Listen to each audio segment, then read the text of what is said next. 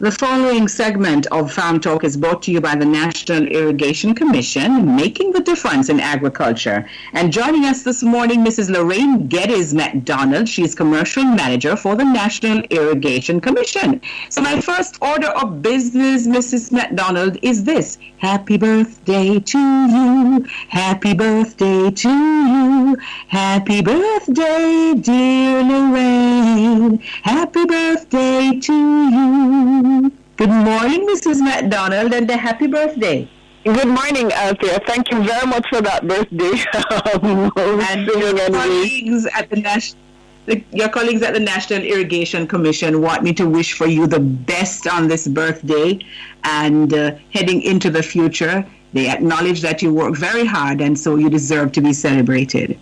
Thank you, and I'll extend my thanks to them when I get back to work. You're welcome. All right, so you've joined us this morning. Good morning, and I know that it's going to be a happy day. I trust that it has started off in a wonderful way, outside of what we just did a while ago. Yes. Hopefully it will get even better as you go along. So we have quite a bit to get through, so I'm just going to get to it. I want to start with the area of online payments, and I'm wondering how many farmers know that they can actually make online payments. So tell me a little bit about that platform and what the farmer or the person who is accessing your services, what they need to do to use it. Okay, so we're in the final phase of getting our online payment system up. It has been approved recently by our board, and so we are working with the National Commercial Bank now to execute it. And so in a couple of weeks, we are supposed to be fully online, and our customers will be able to make their payments online. We are working, as I said, with the National Commercial Bank, and all they have to do, wherever they are, stay at home, go online, and as the information comes in, we will be communicating the information out to our customers via our customer engagements and the different communication platforms that we normally use at the NIC. And our online payment system is really in response. We have ramped it up. It was in the making, but we have fast-tracked it in order to respond to our customers during this COVID-19 pandemic, so that our customers will not have to travel, they will not have to come into office, they could reduce or minimize their interactions when they desire to make their payments to the NIC. Okay, so what you have done in response to the, I suppose it's overwhelming, because if enough people are asking, that is what has taken you to this point. You had it in the cards, but you had to move it forward as a result of the request.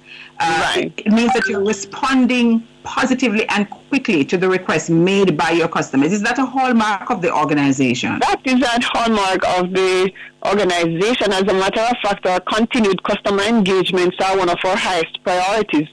Keeping our customers abreast with what is happening and listening to them in order to serve them better. And basically staying connected as we go through the pandemic with them. So we are listening to them, and we are responding to them in the fastest and most efficient manner that we can as an organization. Our customers are our highest priority. All right. Now, it is important as well for us to highlight some of the other areas that the farmers are working with regard to online applications. So what about the contracting process and the updating of the payments of the customers? How has that been going? Because that, I understand you're also working with online. Yes, we are automating our application and contracting process. We have engaged another company to provide e-signatures for us so that we can move the process even in a shorter turnaround time. And our customers are now going into our offices, but that process is online. In a couple of weeks, it will be on our website, and from anywhere in the world persons are, they'll be able to go on our website online and make their applications for non-potable water. So the contracting and application process is being automated. We have started the process, and we are working to fully have it online. Okay, excellent. And so as we move forward, as the world is changing, you are changing to meet the needs and the demands of the customers as well. Right. So one of the things at the NIC that we're trying to do is to have most of our processes automated, and our CEO is driving that. Very soon we will be having our data coming in from our customers' meters on a monthly basis. We are digitizing that, and we have started with a pilot project in the Colbeck area.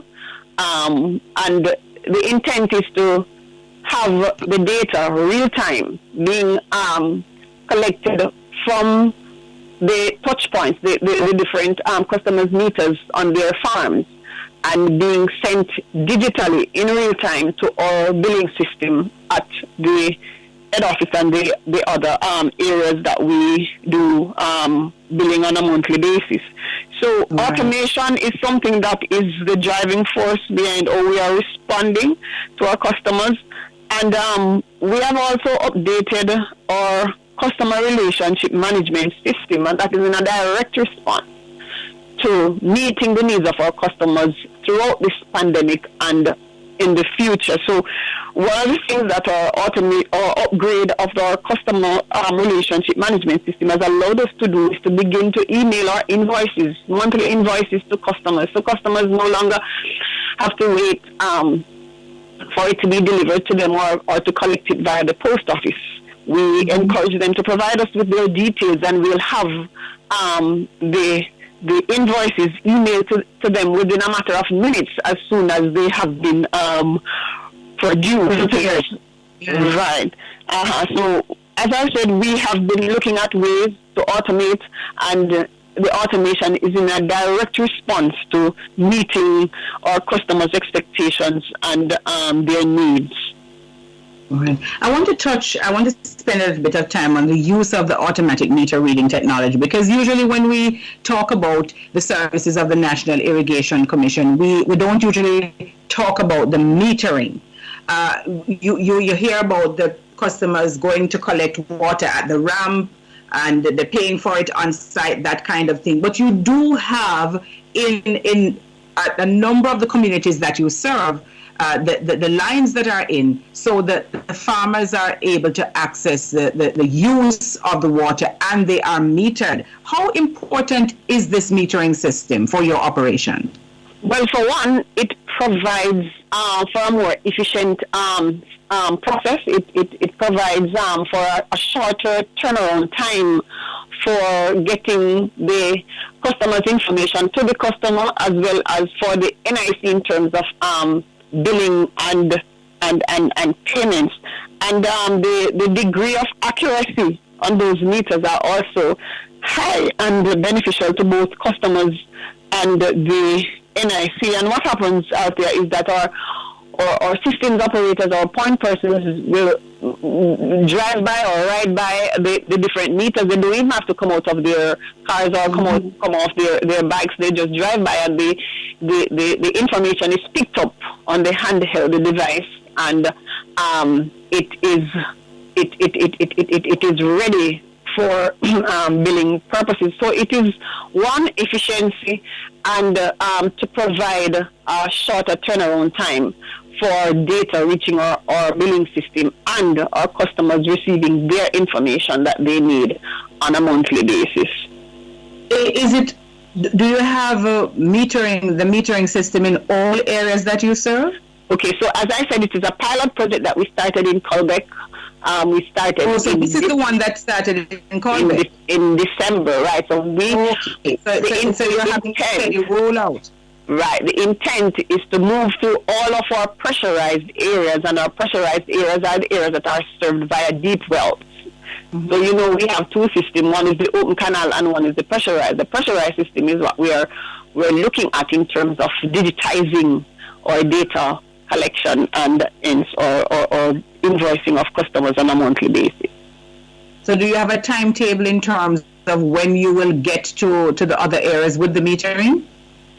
Well, we are working currently with an entity, and that process is, I don't have a definite date to give you, but how we proceed and how we complete the different areas is dependent on the availability of funds, because smart meters are very costly. So they're smart, but they're not cheap. No, they are not cheap. So we are moving, and the intent is to get to that point where all our pressurized systems are digitized in terms of data collection. One of these mornings we'll have a conversation, I suppose, about the main differences between the canal system and the pressurized system. Not this morning, though, because we have other issues that we need to touch on. But suffice it to say, go ahead. And one of the areas that we really, really want to highlight right now at the NIC is the fact that we are not looking just to serve persons within our irrigated areas, but we are looking to move out of the irrigated areas to find a way to serve persons, not only farmers, but those who might need water for industry and so on, via our facilities. So we are looking island-wide now at different places to ramp up or ramp facilities, if I may put it that way. Our most recent one we have in Holland, at Holland Bamboo, Holland Estate in St. Elizabeth. And so we have made water available for persons in and around that community who might want to purchase water from the ramp via using their own trucks or vans or so on. So we don't have irrigation facility in all of that area, so we have provided a ramp facility there so that persons can use their vehicles to come and purchase water at that ramp, not only for farming but for other purposes, not for drinking, but other industry purposes. I was waiting for you to say that. We'll pick up on that when we come back. When we come back from the break, let us just get commercials and come back. So we're into the final segment now of Farm Talk for this Thursday morning, and we have our feature with the National Irrigation Commission Making the Difference in Agriculture. Mrs. Lorraine Geddes-McDonald, who celebrates her birthday today, is commercial manager with the National Irrigation Commission, and she has been talking to us about some of the activities that they're engaging in. So they're rolling out an online payment system, automation of the application and contracting process that will allow people even not in Jamaica, outside of the country, to be able to pick up the services, because there are many people who own a farm. They don't live in the country, but they have their relatives or they have a farm manager who is on site, and so they need these kinds of services. There's also real-time updating of customer payments, the emailing of invoices, and the starting out in Colbert the use of automatic meter reading technology, and that system will continue to roll out. Just before the break, Mrs. McDonald was explaining that in a place like Holland, where they don't have these kinds of facilities, they do have a ramp, and what they're also seeking to do is to bring water to customers, not necessarily farmers, but very important, Mrs. McDonald, that point that you made just ahead of the break, that this is not drinking water, it's not potable water. And so just touch on that a little bit for us so that people understand the intention of the National Irrigation Commission in bringing this kind of water for industrial purposes, for farm purposes. Right. So the intent is not to provide water for drinking. Our sister agency does that and does that well. We recognize that it is not only farmers that needs water. Water is needed for various other things, and we have an aspect of our operations where we provide water for industrial purposes. And so industrial purposes include block making and those other things, agro processing and so on. As I said, we're looking to expand that facility to other areas of the island. We are now looking to, as a matter of fact, we have begun building out a ramp facility at our Bengal station in Braco to supply those farmers on the Long Pond Sugar Estate who are utilizing those lands and surrounding areas in Trelawney. We're looking to bring that service there so they can access water, especially now that we're approaching the dry season. We are now in May, and we have not had a lot of rainfall, and we're not expecting to have major rainfall. So we're looking to bring water. Some the food industry offers takeout service. We also offer that kind of service, not for food, but for water. So we have our trucking facilities in St. Elizabeth. We have acquired 2 new trucks just recently. So for those who are not able to come with their transportation to our RAM facilities in St. Elizabeth to purchase the water, we have a trucking system where you can call in and order your water, and we deliver it to you especially in South St. Elizabeth, in parts of Santa Cruz and surrounding areas. So we offer 2 services, one where you can come with your facility and get the water, and the other where you can call in to order, and we take that order and respond with one of our trucks to deliver that water to you. So the NIC is not just confining its services to the normal areas where we operate, but we are looking to support agriculture in a major way, to support industry in a major way by bringing water, taking water to wherever it is needed. That it will take some time for us to have full coverage across the island, but we are looking at it, and we are looking at it and responding in a very urgent way. All right. I want to touch a little bit on the partnerships, because this clearly is not work that as an organization you're able to do by yourself. You have to have collaboration. So right. You work closely with RADA, the WRA, the AIC, and the JSIF. Tell me a little bit about those partnerships and the importance of those partnerships. Okay. Well, one of our strategic objectives is to partner with entities that will support and enhance what we do at the NIC in trying to take water to our agricultural community mainly. And so in order to develop sources, to search for water sources and so on, to fund these projects, we are seeking to partner with other entities to enhance what we do, to support what we do in a way that will allow our reach to be extended so that our product can be available to wherever and whoever it needs. Partnership is very important, and the partnership that we are seeking are basically with those other entities that impacts the environment in which we operate, the agriculture and water. So we work with WRA. WRA is responsible for the resources, the water resources from which we draw our water and by extension extending it to the community. We are partnering with Agro Invest.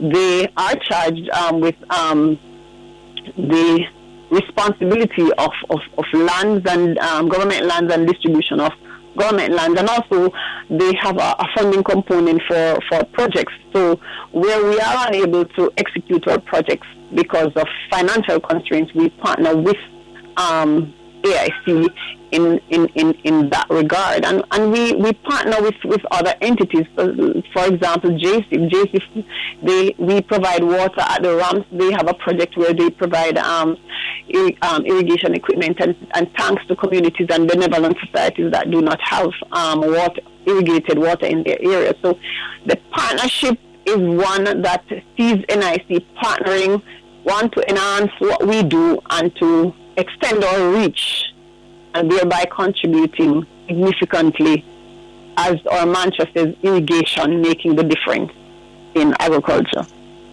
So the final area that I want to touch on is customer engagement, and I understand that you've been doing more of these virtually as a result of what has been happening with COVID-19, but you do from time to time engage the customers face-to-face as you talk about the services. So share a little bit of how that has been going with us. Okay.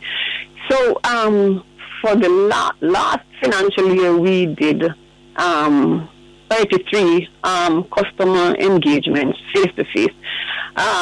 We had paused for a little while in order to shape a response to how we engage during this COVID-19 pandemic.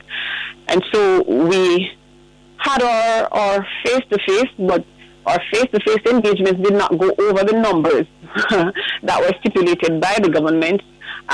We ensured that the COVID-19 protocols were adhered to by farmers coming out there wearing their masks, and we are spreading out and so on. And we engaged, listened to them, and in listening to them, they inform our response to them. We have had some virtually. That's a first for us.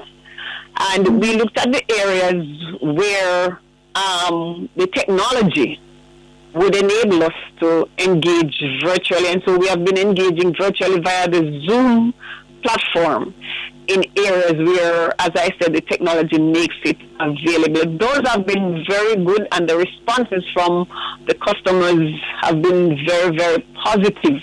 And they are looking for more of that type of engagement as we navigate COVID-19. Our face-to-face response is what we do. For example, we went to New Forest and we segmented the areas via the different lines that the customers were served on. And we had engagements according to the lines. And we had numbers on each line that, adhered to the stipulation. So we were able to do a wide coverage of engagement, even more so than we would have done in normal times, I must say. The response has been good, and customers have been very receptive, and they're eagerly looking forward to the engagements that we have. More. So I suspect you'll be planning more of these. I have a question that has come in, persons wanting to know whether or not you'll be establishing similar ramps as you're doing for Long Pond and over there in Holland in other areas, and if so, how soon can they expect to see more being rolled out? This question is from the eastern end of the island. Okay, the eastern end of it. As I said, as you mentioned, we are partnering. So we're partnering with a number of entities rather than other agencies. So what we are doing, we are trying to identify the sources, because you cannot install a ramp unless there's a water source.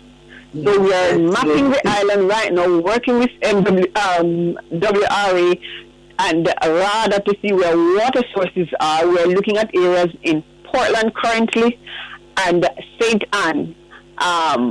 So we are identifying the sources, and how fast we respond in that regard is dependent on whether or not there are sources available in the different areas, and how quickly we can, complete a project for our facility in those areas. So I couldn't give you a timeline. As I said, we are mapping the island right now, and we are. It is contingent on what is happening on the ground with the work that you do with the WRA, as you said, and other agencies. But this has been very informative. Thank you very much, Mrs. McDonald, and I do hope you have an amazing day. Thank you, Arthur, and all the best to our listeners. Thank you. Mrs. Lorraine Geddes-McDonald, Commercial Manager of the National Irrigation Commission. And that has been another in our series of features with the National Irrigation Commission, making the difference in agriculture.